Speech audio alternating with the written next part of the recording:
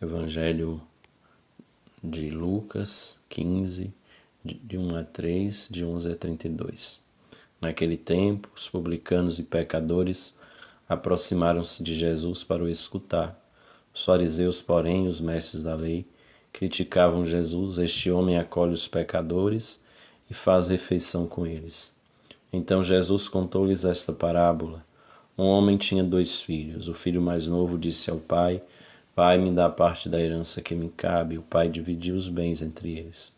Poucos dias depois, o filho mais novo juntou o que era seu e partiu para um lugar distante. E ali esbanjou tudo numa vida desenfreada. Quando tinha gasto tudo o que possuía, houve uma grande fome naquela região e ele começou a passar necessidade. Então foi pedir trabalho a um homem do lugar, que o mandou para o seu campo cuidar de porcos. O rapaz queria matar a fome com a comida que os porcos comiam, mas nem isso lhes davam. Então caiu em si e disse: Quantos empregados do meu pai têm pão com fartura, e eu aqui morrendo de fome? Vou-me embora. Vou voltar para meu pai e dizer-lhe: Pai, pequei contra Deus e contra ti. Já não mereço ser chamado como teu filho. Trata-me como a um dos teus empregados. Então ele partiu e voltou para seu pai. Quando ainda estava longe, seu pai o avistou e sentiu compaixão. Correu-lhe ao encontro, abraçou-o e cobriu de beijos. O filho então lhe disse: Pai, pequei contra Deus e contra ti, já não mereço ser chamado teu filho. Mas o pai disse aos empregados: Trazei depressa a melhor túnica para vestir meu filho, e colocai um anel no seu dedo e sandália nos pés. Trazei um novilho gordo e matai-o. Vamos fazer um banquete, porque este meu filho estava morto e tornou a viver, estava perdido e foi encontrado. Começaram a festa. O filho mais novo, que estava no campo, ao voltar, já perto de casa, ouviu música e barulho de dança. Então chamou um dos empregados e perguntou o que estava acontecendo. O criado respondeu: É teu irmão que voltou. Teu pai mandou matar o novilho gordo, porque recuperou-o com saúde. Mas ele ficou com raiva e não queria entrar. O pai, saindo, insistia com ele.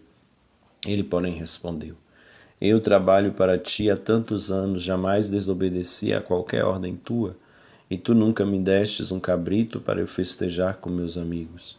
Quando chega esse teu filho que esbanjou teus bens com prostitutas, matas para ele o novilho cevado. Então o pai lhe disse: Filho, tu estás sempre comigo e tudo que é meu é teu. Mas era preciso festejar e alegrar-nos, porque este teu irmão estava morto, tornou a viver. Estava perdido e foi encontrado. Palavra da salvação. Glória a vós, Senhor. No Evangelho de hoje nós vamos perceber este agir de Deus de uma forma muito bela na relação que ele tem com os 2 filhos, o mais novo, o mais velho, que tem jeitos diferentes de se comportar e que representam, de certa forma, uma parte da humanidade, cada um deles, que age também na relação com Deus de formas diferentes. Quando o filho mais novo pede a herança, a relação de Deus é a relação do pai é de dar a herança para aquele que pede. Reparte a herança, entrega, depois o filho decide ir embora, esse pai deixa o filho ir embora e o filho vai embora. Interessante a gente ver Deus que deixa livre as pessoas para fazerem aquilo que desejam.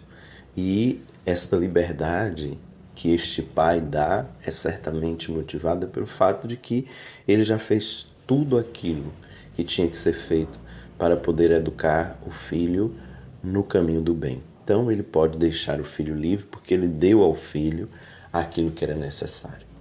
E então ele é um Deus que age com liberdade em relação a nós. Deus, ele respeita sempre a nossa liberdade. Depois o filho vai e gasta tudo que tem, trabalha lá junto aos porcos. Depois tem desejo de comer a lavagem que os porcos comem. Ele se iguala aos animais, mas fica numa condição até pior do que os porcos, porque nem a comida que os porcos comiam ele podia comer. E aí, nesta hora que ele está no fundo do poço, que ele está na lama, ele se recorda que existe um pai que o ama, que trata os seus empregados com carinho e que o tratará certamente com um carinho muito grande. E ele então faz uma experiência, uma decisão.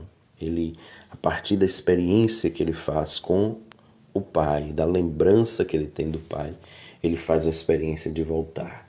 Então, o Pai das Misericórdias é aquele que grava de verdade o seu ser no coração de cada homem e cada mulher. Precisa muitas vezes ser despertada esta imagem, este amor de Deus no coração da gente. Na hora que a gente quer matar esse amor, o filho queria fazer isso, por isso pediu herança na hora errada, mas Deus continua marcando as nossas vidas.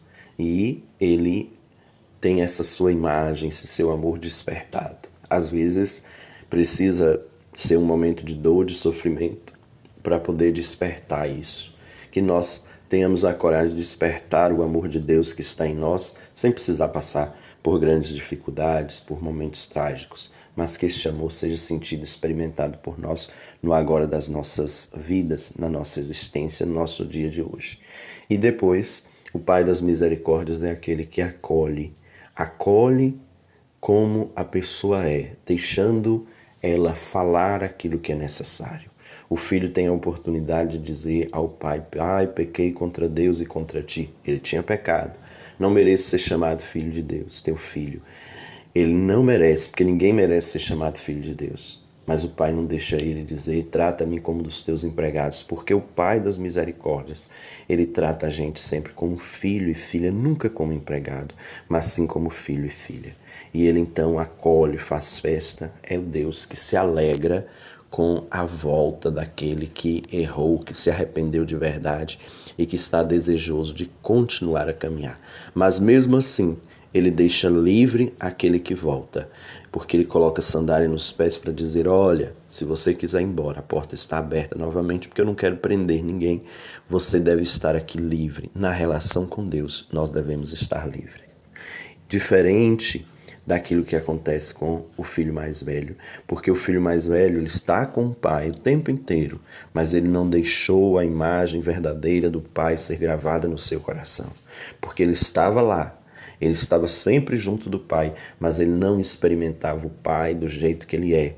Ele não experimentava o pai como um homem bom, como um homem livre, como um homem que dá a possibilidade da gente experimentar o pleno bem. Por isso ele se fecha, ele não quer entrar na casa, porque se ele não tem uma imagem misericordiosa de Deus em seu coração, ele nunca vai poder compreender a bondade de Deus que acolhe a todos, que acolhe os pecadores e que dá vida àqueles que estão com necessidade.